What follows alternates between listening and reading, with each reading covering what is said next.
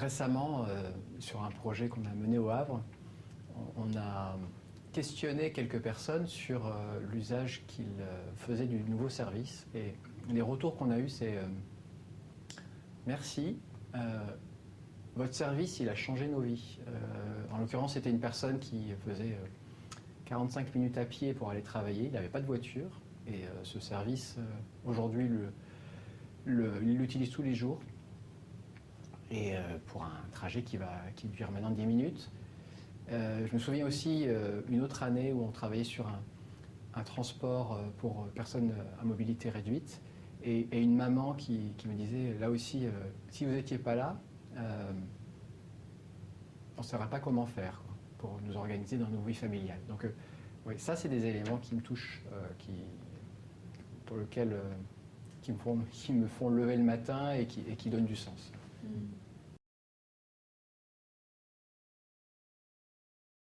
Un des points clés, pour moi, la règle, c'est pas d'application livrée sans qu'elle ait été présentée à des utilisateurs à partir de maquettage. Avant de développer, on teste. On teste auprès de vrais utilisateurs du futur service. Et c'est aussi un point clé pour détecter qu'est-ce qui est important.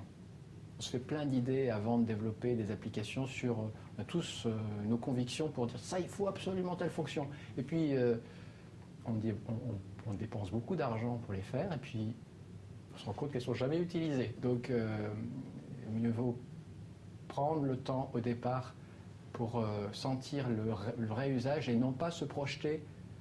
On a tendance à penser que notre propre usage, c'est l'usage général. Non, c'est pas vrai. Nous, on est trop spécialistes du transport, de la mobilité, pour être des vrais utilisateurs. Voilà, donc poser la question, solliciter l'avis des gens, c'est essentiel. Redonner de la place à l'usage et pas seulement à des paroles de spécialistes.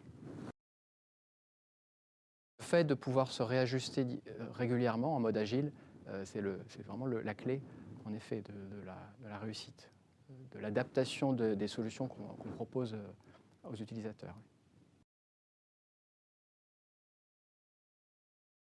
On a livré récemment l'IA de nuit, là, qui vient d'être primé par le GIE Transport Public. Les retours utilisateurs qu'on a eus, c'est votre application, elle est simple, on trouve l'info facilement.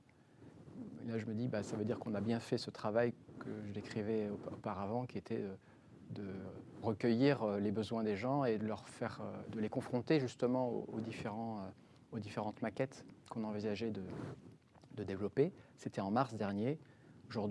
En juin, on a lancé le service.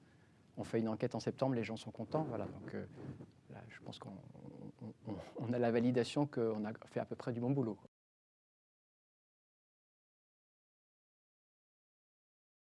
On ne peut pas tout dévoiler, mais ce qui me semble important, c'est l'intégration de tous les systèmes dans un processus complet de multimodalité et d'intermodalité. Et donc, le fait de pouvoir passer d'un transport à la demande vers de la ligne régulière pour finir par du vélo, voilà, pour moi, c'est assez la clé d'une mobilité simple et durable.